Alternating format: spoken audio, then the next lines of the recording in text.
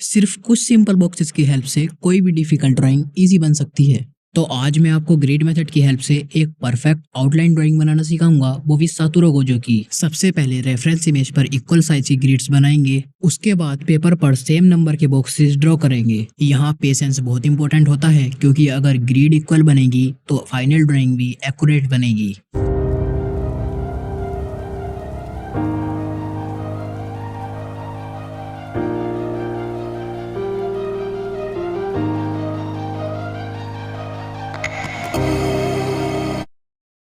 अब हम एक एक बॉक्सेस को ऑब्जर्व करके आउटलाइन बनाना स्टार्ट करेंगे।